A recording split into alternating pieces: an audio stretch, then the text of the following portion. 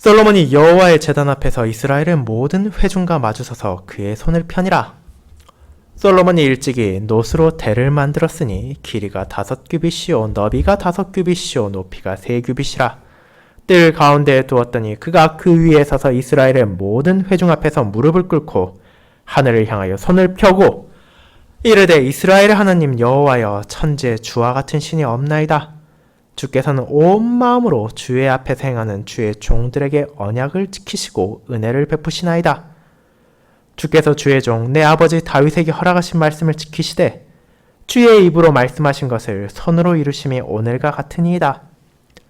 이스라엘의 하나님 여호와여, 주께서 주의 종 내 아버지 다윗에게 말씀하시기를 내 자손이 그들의 행위를 삼가서 내가 내 앞에서 행한 것 같이 내 율법대로 행하기만 하면 내게로부터 나서 이스라엘 왕위에 앉을 사람이 내 앞에서 끊어지지 아니하리라 하셨사오니 이제 다윗을 위하여 그 허락하신 말씀을 지키시옵소서.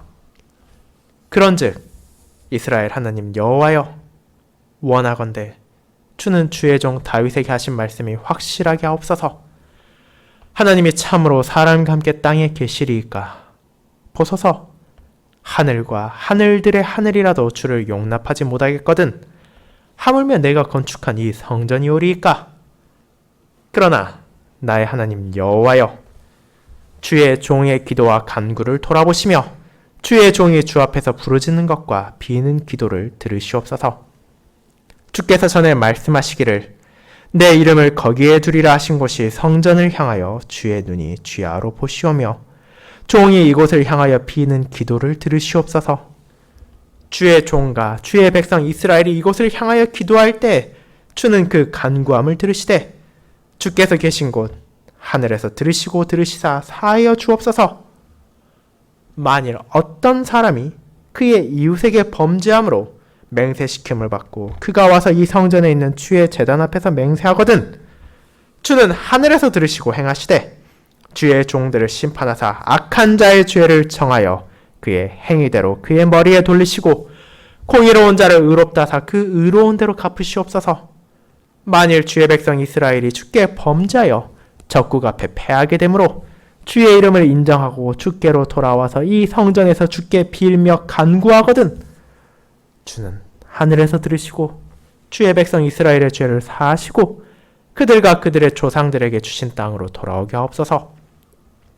만일 그들이 주께 범죄함으로 말미암아 하늘이 닫히고 비가 내리지 않는 주의 벌을 받을 때 이곳을 향하여 빌며 주의 이름을 인정하고 그들의 죄에서 떠나거든 주께서는 하늘에서 들으사 주의 종들과 주의 백성 이스라엘의 죄를 사하시고 그 마땅히 행할 선한 길을 가르쳐 주시오며 주의 백성에게 기업으로 주신 주의 땅에 비를 내리시옵소서.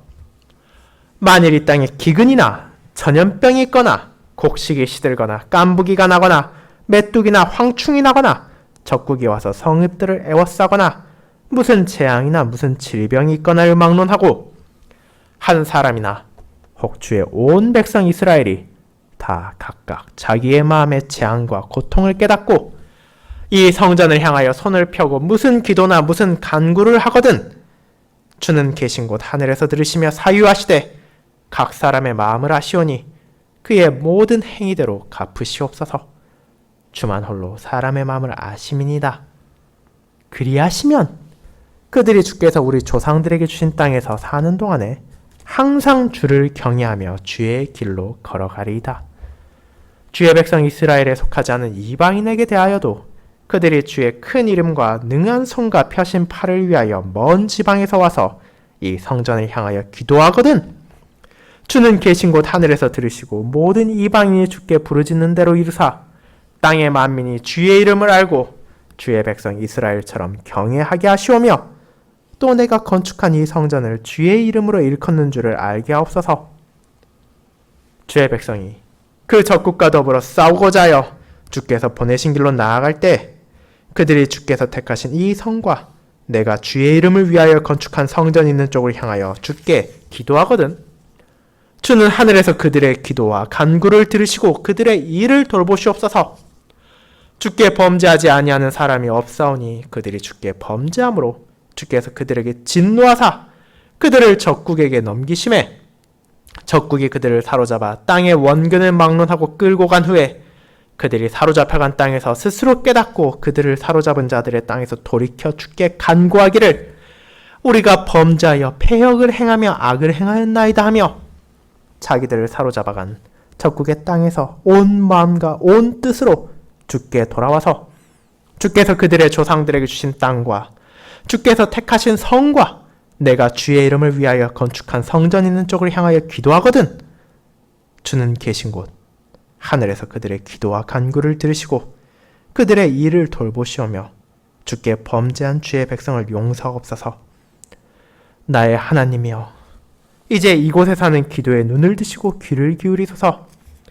여호와 하나님이여 일어나 들어가사 주의 능력의 교회와 함께 주의 평안한 처소에 계시옵소서. 여호와 하나님이여 원하옵건대 주의 제사장들에게 구원을 입게 하시고 또 주의 성도들에게 은혜를 기뻐하게 하옵소서. 여호와 하나님이여 주의 기름 부음 받은 자에게서 얼굴을 돌리지 마시옵고 주의 종 다윗에게 베푸시는 총을 기억하옵소서 하였더라. 아멘.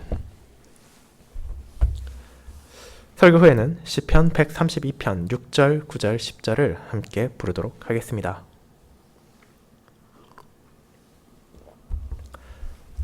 사랑하는 주 예수 그리스도 안에 있는 형제 자매님들, 우리는 종종 무언가 큰일을 성공적으로 이루고 난 후 하나님께 감사의 기도를 드리곤 합니다.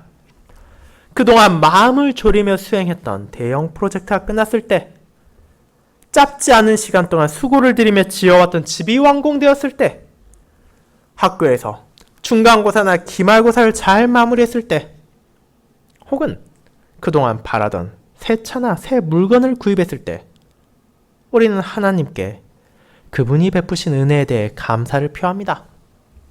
그리고 그와 같은 자세는 분명 합당한 것입니다. 신자가 이 땅에 서는 좋은 선물은 하나님의 은혜로만 주어지는 것이기에 그것을 베푸신 분께 영광을 돌리는 것은 바른 태도일 것입니다. 하지만 그와 같은 기도에 있어서도 은연중에 드러나는 것이 바로 하나님의 자비를 인정하지만 그래도 내가 열심히 했으니 이 모든 것이 이루어진 것이 아니냐는 태도입니다. 그리고 그와 같은 자세가 계속해서 자라나가면 결국 이는 사람으로 하여금 하나님이 아니라 자기 자신을 더욱더 의지하게 만들며 그로 인해 하나님으로부터 점점 멀어지게 만들기까지 합니다. 분명 하나님께 감사를 드리기 위해 기도를 하는데도 불구하고 정반대의 결과가 찾아오는 위험이 있는 것입니다. 그런 우리는 오늘 역대하 6장을 통해 솔로몬의 기도를 바라보게 됩니다. 아마도 대부분의 성도들로서는 흉내낼 수조차 없는 놀라운 위협인 성전을 완공한 솔로몬은 이스라엘의 왕으로서 이제 그 백성들 앞에서 하나님께 감사의 기도를 드립니다. 그의 기도에서 드러나는 것은 온전한 겸손이며 오직 하나님의 은총을 구하는 겸허한 자세입니다. 자신들의 공로를 내세우지 않으며 주님의 은혜가 없다면 자신들이 한없이 나약하며 무력하다는 것을 고백합니다. 그리고 그 모든 상황에서 건지실 수 있는 분은 다윗의 하나님이시며 이스라엘의 하나님이신 언약의 신실하신 여호와 하나님뿐이라는 것을 선언합니다. 그리고 이와 같은 기도를 통해 자신만이 아니라 성전의 건축을 기념하기 위해 모인 모든 이스라엘의 회중들에게 그들이 하나님께 드려야 하는 기도를 알려주며 하나님의 공의와 자비에 대해서 전합니다. 그리고 이 기도가 오실 메시아 주의 기름 부음 받은 자 안에서 온전하게 성취될 것임을 주님의 은혜 안에서 신자들은 깨닫게 됩니다. 이와 같이 하나님을 향해 드리는 신자의 기도를 저는 솔로몬의 기도라는 제목으로 나누고자 합니다. 그리고 그가 이 기도를 통해서 드러내고 고백하는 인간의 연약함을 겸허히 인정하는 기도와 그런 기도가 자신들의 유일한 구원이신 하나님의 신실하심만을 근거한다는 것에 대해 두 부분으로 살펴보도록 하겠습니다. 첫 번째, 자신들의 연약함을 인정하는 기도. 두 번째, 하나님의 신실하심에 근거한 기도가 바로 그것입니다. 먼저 첫 번째, 자신들의 연약함을 인정하는 기도에 대해 알아보겠습니다. 형제자매 여러분, 우리가 솔로몬의 기도의 내용 그 자체를 살피는 것은 물론 중요합니다. 하지만 그에 앞서 그가 어떤 상황에서 이와 같은 기도를 드렸는지를 알아보는 것은 우리로 하여금 이 기도를 바르게 이해할 수 있도록 도와줄 것입니다. 먼저 본문의 배경은 솔로몬의 시대를 넘어 거슬러 올라가 다윗의 시대까지 나아갑니다.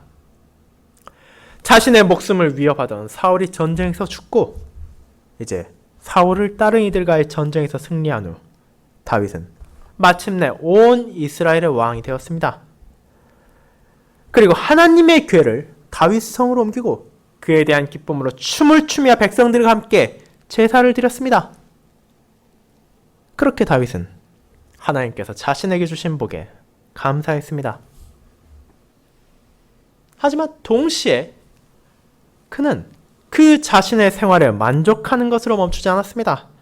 자신은 아름다운 백향목국에 살고 있지만 하나님의 궤는 여전히 출애굽 시기부터 이어진 성막 안에 머물러 있다는 것은 그에게 안타까움과 슬픔을 느끼게 했습니다. 그렇게 그는 하나님의 궤를 위한 전을 만들고자 하는 소망을 가졌습니다. 여호와께서는 그런 마음을 좋게 여기셨지만 다윗이 아니라 그의 후손을 통해 자신의 전이 지어질 것을 알리셨습니다. 선지자 나단을 통해 이를 전해들은 다윗은 그분의 뜻에 순종하여 그의 아들 솔로몬이 성전을 짓는 데 필요한 준비를 하고 그 모든 것들을 솔로몬이 잘 이어받을 수 있도록 그를 가르쳤으며 그에게 성전 건축을 부탁하고 이스라엘의 모든 방백들을 향해 솔로몬을 도와 성전을 건축하고 이를 통해 여호와의 이름의 영광을 돌릴 것을 명령했습니다. 그런 다윗을 이어 이스라엘의 왕이 된 솔로몬은 아버지로부터 전해진 하나님의 뜻을 기억했으며 자신을 위한 왕궁에만 집중하는 것이 아니라 하나님의 성전을 건축하는 작업에도 착수했습니다. 아버지로부터 이어받은 준비 상태를 확인하고 일꾼을 모아 왕위에 오른 지 넷째 해 둘째 달 그 둘째 날에 실제로 건축을 시작했습니다. 그리고 마침내 여호와의 전을 완공하고 여호와의 언약궤를 그 처소, 지성소 그룹들의 날개 아래 옮겼습니다. 이제 이스라엘 백성들이 이를 기뻐하며 찬양을 멈추지 않고 여호와의 선하심과 그분의 자비하심을 노래할 때 여호와께서 구름을 통해 자신이 그들과 함께 하신다는 것을 보여주시고 자신의 크신 영광을 나타내셨습니다. 이제 솔로몬은 그 수많은 백성들 앞에서 여호와의 신실하심을 선포합니다. 하나님께서 자신의 아버지 다윗에게 말씀하신 성전 건축을 그의 손으로 이루셨다고 말입니다. 그 모든 준비를 마쳤던 다윗도 아니며 백성들을 지휘해서 성전을 완공한 자신도 아니라 하나님께서 그분의 손으로 이를 건축하셨다고 말합니다. 이는 하나님께서 실제로 그분께서 약속하신 것을 이루셨다는 것으로 그분의 신실하심을 나타내며 사람이 자신의 아버지인 다윗이나 그 솔로몬 자신이라 하더라도 아무리 많은 노력을 그들이 쏟아부은들 여호와의 뜻과 여호와의 돌보심이 없다면 성전을 지을 수 없었을 것임을 고백하는 것입니다. 또한 하나님께서 다윗의 후손 솔로몬을 왕위에 앉히시고 성전을 건축하게 하심으로 그분께서 다윗에게 약속한 대로 여호와의 전을 건축할 다윗의 후손 이스라엘의 왕에 대한 약속까지도 성취하셨습니다. 이제 그와 같은 하나님께 감사하는 솔로몬은 자신의 아버지 시대의 언약만이 아니라 출애굽 시대까지로 거슬러 올라가 애굽 땅에서 그들의 조상을 인도하고 그들의 선조들을 이끄신 하나님의 자비까지도 선포합니다. 그 모든 것을 통해 이제 이스라엘 백성들은 하나님의 신실하심이 얼마나 크고 놀라운지를 알게 되며 그분의 이름에 자신들의 왕과 함께 영광을 돌렸습니다. 그와 같은 배경에서 솔로몬은 이제 여호와의 제단 앞에 나아가 기도를 드립니다.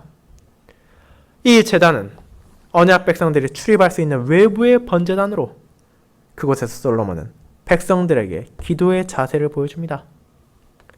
그 모든 백성을 다스릴 뿐만 아니라 엄청난 부경화를 누리는 왕이지만 하나님 앞에서 그는 자기 자신을 한없이 낮춥니다. 솔로몬은 백성들이 바라볼 수 있는 노스로 만든 대 위에서 무릎을 꿇고 하늘을 향해 손을 펴고 기도를 드립니다. 그리고 이런 자세를 통해 이스라엘 가운데 어떤 백성이라 하더라도 하나님께 기도를 드릴 때 자기 자신을 높이거나 오만한 자세를 가지지 않도록 모범을 보였습니다. 이제 그와 같은 겸손한 자세로 시작한 기도는 하나님을 향한 찬양으로 나아갑니다. 그 찬송은 하나님만이 유일하시며 하나님만이 신실하시다는 것에 집중합니다. 이스라엘을 둘러싼 세상에 수많은 우상들을 섬기고 있었지만 그 모든 것은 헛된 것에 불과하며 허망한 것입니다. 하지만 하나님께서는 진정한 신으로서 이스라엘을 돌보시고 그들을 인도하셨습니다. 그리고 그분께서는 전능하시며 유일하신 하나님이실 뿐 아니라 언약에 신실하신 분이셨습니다. 솔로몬은 백성들 앞에서 성전이 완공됨을 통해 하나님께서 언약, 특별히 자신의 아버지인 다윗에게 하신 언약을 지키셨다는 것을 깨닫게 하므로 그들이 하나님의 약속을 의심하거나 외면하지 않도록 했을 뿐 아니라 그분께서 다윗에게 주신 또 다른 언약인 이스라엘 왕가의 영원한 왕이 오실 것을 확신하며 기도합니다. 자신과 그의 백성들에게 보여주신 하나님의 은혜가 너무도 크며 그 모든 것이 하나님의 약속의 진실성과 온전함을 보여주기에 그는 온 마음으로 주님께 감사할 뿐 아니라 하나님의 남아있는 약속들 또한 분명하게 이뤄질 것임을 확실하게 붙잡았습니다. 그리고 그 모든 것이 자신들의 공로가 아니라 오직 하나님의 은혜로만 성취됨을 온 백성들 앞에서 선포했습니다. 그렇게 기도를 시작한 솔로몬은 기도를 받으시는 하나님이 누구신지를 이어서 고백합니다. 그는 자신이 지은 성전이 아무리 훌륭하고 아무리 찬란하다 하더라도 그곳에 하나님을 제한할 수 없다는 것을 알고 있었습니다. 언약 백성들에게 있어서 성전의 완공은 분명 기념할 만한 큰 사건이었습니다. 왜냐하면 이제 하늘에 계신 하나님께서 성전을 통해 자신의 백성들과 함께 거하시며 자신에게 나올 수 있도록 하셨기 때문입니다. 하지만 그런 성전이라 하더라도 하나님을 그곳에만 계시도록 용납할 수는 없었습니다. 아무리 끝이 없어 보이는 하늘이라 하더라도 하나님을 제한할 수 없는데 어떻게 인간이 건축한 성전이 그분을 제한하겠습니다. 그렇기에 한없이 전능하시며 무소부재하신 그분을 향해 솔로몬은 자신을 다시 한번 낮춥니다. 비록 그가 이스라엘의 왕이며 엄청난 부를 지녔다 하더라도 그 사실은 하나님 앞에서 자신의 가치를 조금도 높일 수 없었습니다. 그렇게 그는 자기 자신을 하나님의 종으로 겸손히 낮추고 그를 바라보는 모든 백성들과 이후에 이 기록을 통해 기도를 전해드릴 신자들이 하나님께 기도로 나아갈 때 자신을 높이는 것이 아니라 오직 겸손히 자신을 낮추며 그들이 하나님의 은혜와 용서가 절실히 필요한 죄인이라는 것을 깨닫게 합니다. 그리고 이제 솔로몬은 기도를 통해 하나님께 간구를 이어나갑니다. 이 간구는 그 자신의 기도이기도 하지만 동시에 자신에게 주신 모든 백성들을 대표해서 왕으로서 하나님께 나아가는 기도이기도 합니다. 하나님의 이름이 머무르는 성전에서 기름 부음 받은 왕인 솔로몬이 간구하며 나타내는 것은 자신들의 나약함이며 인간의 연약함입니다. 신실하신 하나님께서 자신들에게 너무도 큰 은혜를 베풀어 주셨으며 지금 이 순간에도 크신 자비로 돌보아 주시지만 그럼에도 그들의 삶에 있어 아무런 문제도 없는 것이라고 생각하지 않습니다. 자신이 하나님을 믿으니 어떤 고난이나 어려움도 없이 평안하고 유자적하게 삶을 살 수 있다고 생각하는 것은 전혀 성경적이지 않습니다. 솔로몬은 그런 잘못된 생각 대신 신자에게 찾아올 수 있는 수많은 고통과 시련들을 말합니다.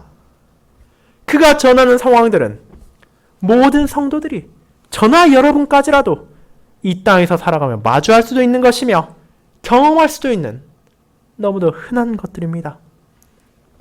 그는 7가지 각기 다른 상황을 묘사합니다. 그리고 그 모든 상황에서 우리가 잊지 말아야 하는 것을 전합니다.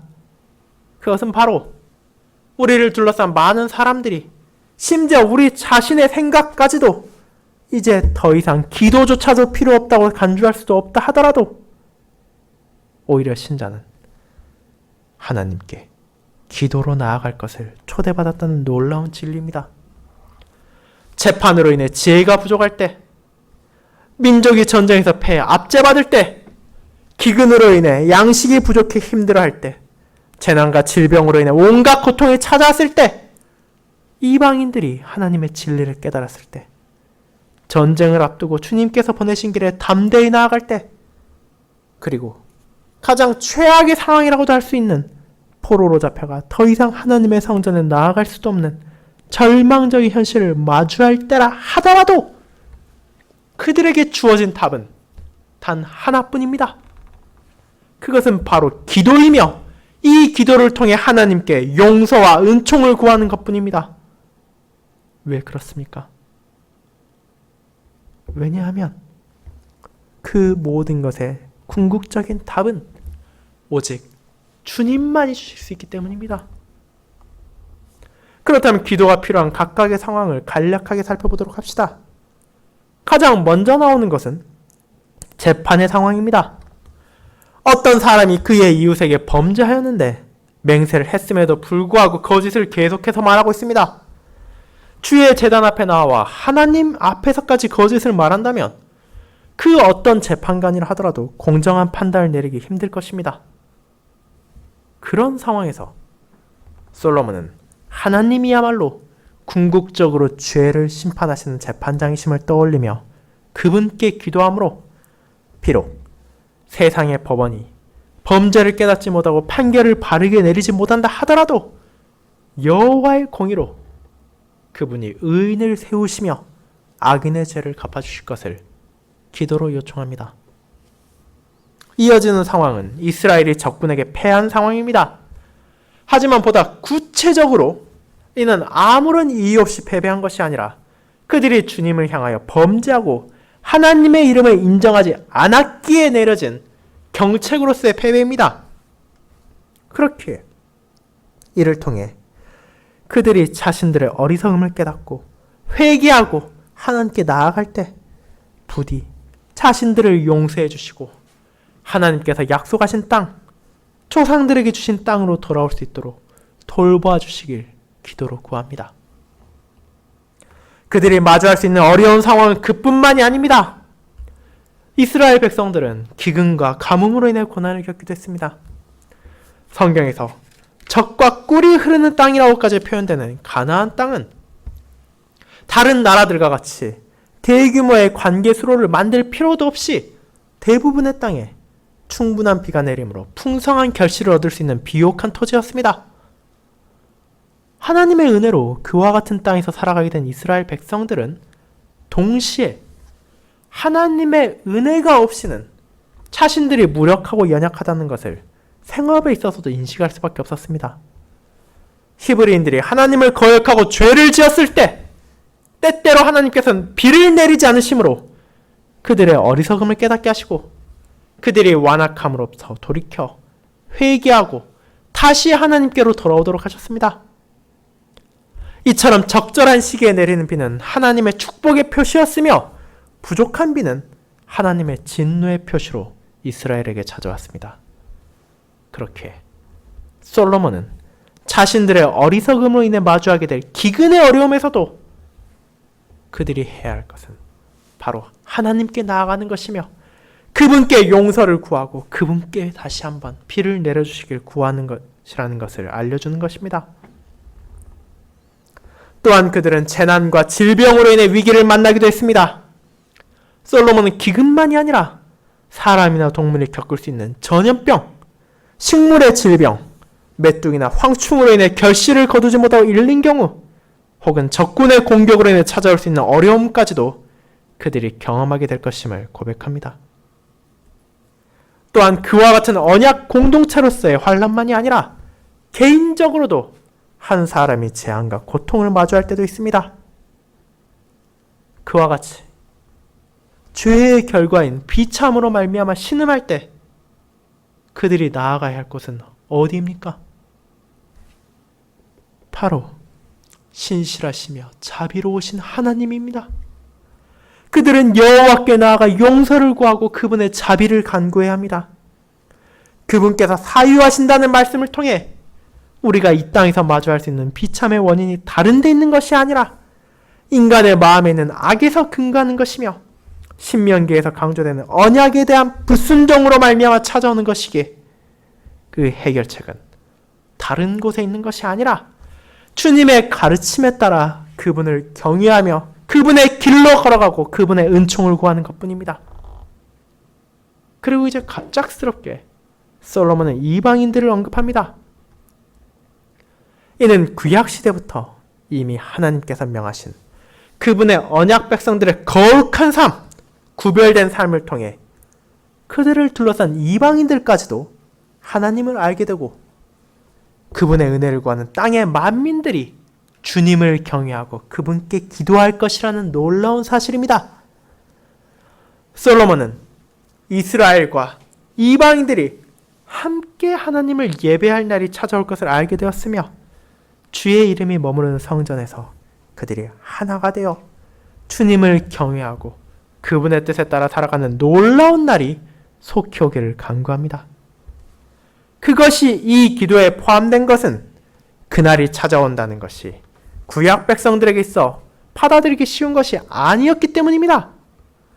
그들은 자신들의 연약함으로 말미암아 때로는 그들에게 하나님의 백성으로서의 모범을 보이기보다는 언약 백성으로서의 선민의식 가운데 이방인들을 멸시하기까지 했습니다. 그럼에도 솔로몬은 이스라엘의 왕으로 그 날이 찾아오기를 구하며 그것이 바로 하나님의 놀라운 뜻이라는 것을 선포한 것입니다. 이제 이어지는 상황은 전쟁으로 돌아갑니다. 하지만 이 전쟁은 이스라엘이 정복력에 불타고 다른 나라를 압제하기 위해 시작한 것이 아니라는 것을 주목하게 됩니다. 솔로몬은 분명히 말합니다. 주의 백성이 그 적국과 싸우려고 나아가지만 그들이 가는 길은 주께서 보내신 길이라고 말입니다. 이스라엘은 사울왕 시대부터 그리고 그 이전의 사사시대부터 끊임없이 이방인들과 전쟁을 치렀습니다. 애굽, 아람, 모압과 암몬, 에돔과 아수르와 같은 수많은 나라들이 하나님을 거부하고 그분의 백성들을 공격하려 할 때 왕들은 자신들의 직무에 따라 그 백성들을 보호하기 위해 군대를 이끌고 그런 적군과 맞서 싸워야 했습니다. 그리고 이런 전쟁에 나아갈 때조차 언약 백성들이 의지하는 것은 자신들의 군마와 칼이 아니라 하나님의 은혜였습니다. 그분의 은혜가 없이는 자신들은 한없이 연약하며 오직 주님의 손길이 함께할 때에야 승리하고 하나님께 영광을 돌릴 수 있다는 것을 알고 있었기 때문입니다.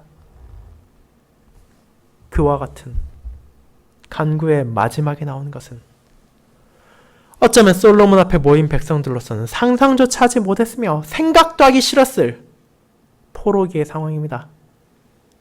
자신들의 완악함과 연약함으로 인해 하나님께 계속해서 범죄하고 회개하지 않으므로 마침내 이방인들에게 사로잡혀 성전도 없고 주께서 택하신 성도 아닌 곳에서 비참한 상황을 마주할 때가 찾아올 수 있다는 것을 솔로몬은 고백합니다.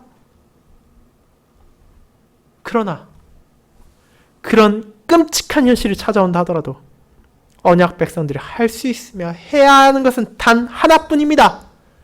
자신의 죄를 인정하고 온 마음과 온 뜻으로 회개하여 약속의 땅과 택하신 성, 그리고 그분의 이름이 머무는 성전을 향해 간구할 뿐입니다.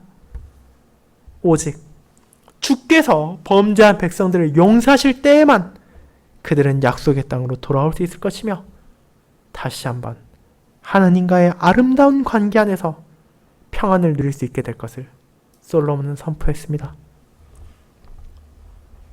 이 모든 기도와 간구들을 이스라엘 백성들이 들었습니다. 성전의 완공을 기념하기 위해 모인 그들이 이를 들었을 때 어떤 감정을 가졌을 것 같습니까? 그들은 어째서 기쁨과 즐거움으로 가득 차도 모자랄 순간에 자신들의 왕이 역경과 고난, 비참에 대한 기도를 하는지 의문을 가졌을지도 모릅니다. 그리고 그들은 자신들의 연약함을 인식하기보다는 자신들이 성전을 완공하는 데 들인 수고와 노력에 대한 하나님의 칭찬과 보상을 원했을지도 모릅니다. 하지만 역대서를 읽은 1차적인 독자들은 그런 이스라엘 백성들과는 정반대의 것을 느꼈을 것입니다. 하나님의 은혜로 말미암아 길고 길었던 포로 생활을 마치고 돌아온 이스라엘 백성들은 놀랍게도 자신들이 겪었던 모든 고난과 역경들이 이미 이스라엘의 번영을 상징하는 솔로몬 왕의 시대에 예견되었음을 보게 될 것이기 때문입니다. 성전을 완공했던 자신들의 선조들이 어쩌면 상상조차 하지 않고 그런 일이 있지 않을 것이라 생각했던 것들이 그들에게 현실로 이미 드러났었기 때문입니다.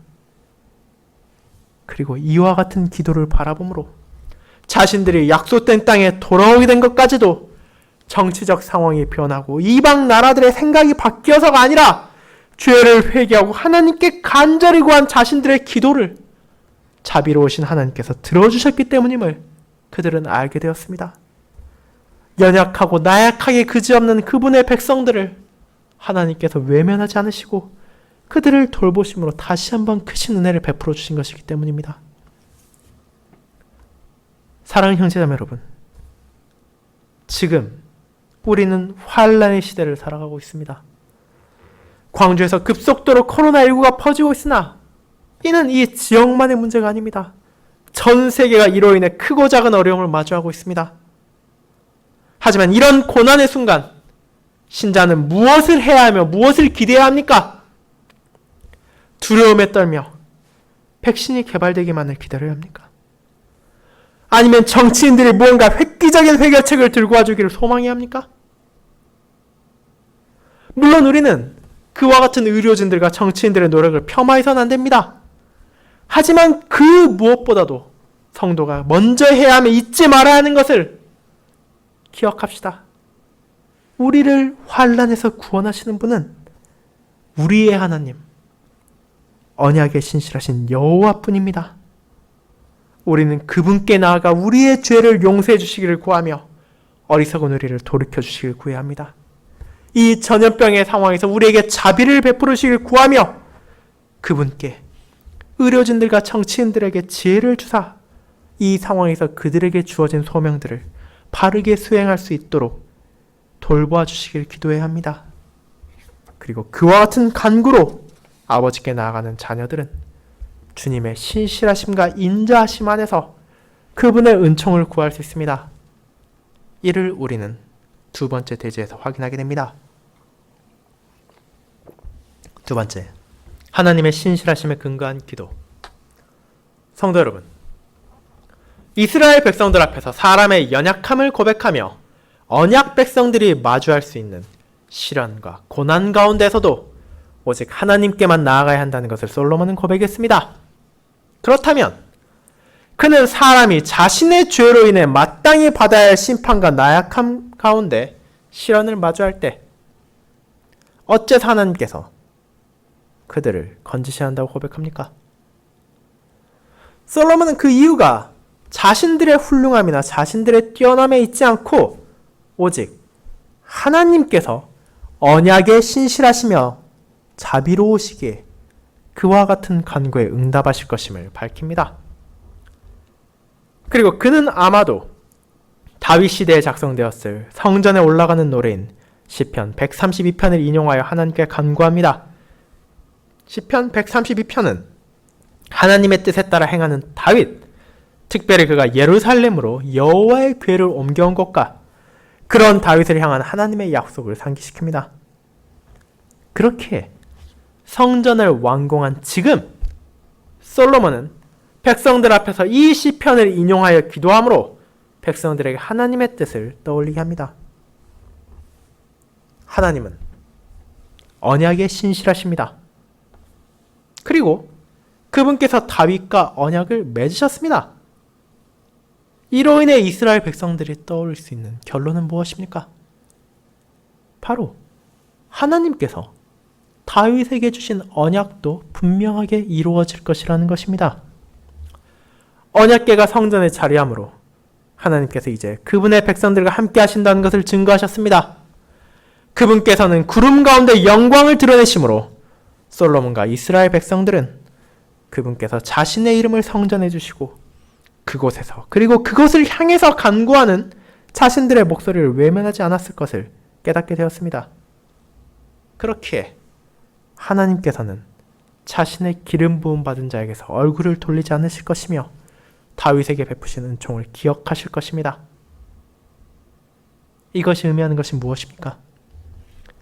비록 그들이 죄로 인해 고난을 겪고 어려움을 마주한다 하더라도 다윗의 위대한 후손이 찾아올 것이라는 점입니다.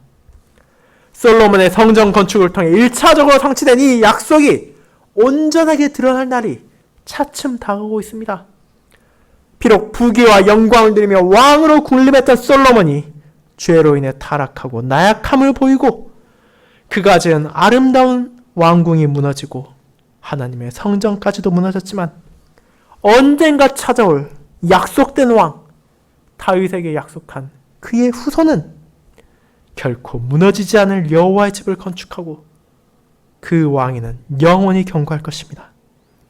그리고 하나님께서 그에게 은총을 베푸사 그 집과 나라가 영원히 보존되며 그 왕위가 영원히 견고하게 될 것이라고 약속하셨습니다. 이를 통해 이스라엘은 어려움 가운데서도 소망을 가질 수 있었습니다. 비록 그들에게 고난이 찾아온다 하더라도 질병과 전염병이 속출해 죽는 자들이 나온다 하더라도 전쟁에 패배해서 이방의 포로로 잡혀간다 하더라도 그 약속은 굳게 서 있습니다. 자신들이 아무리 환난을 겪는다 하더라도 다윗의 왕가가 끊어지지 않을 것입니다. 하나님의 신실하심으로 말미암아 언젠가 다윗의 후손 가운데 영원히 그 왕위를 세울 왕이 찾아올 것이며 그분의 통찰하에서 여호와의 모든 백성들은 하나님의 은혜에 기뻐할 것입니다.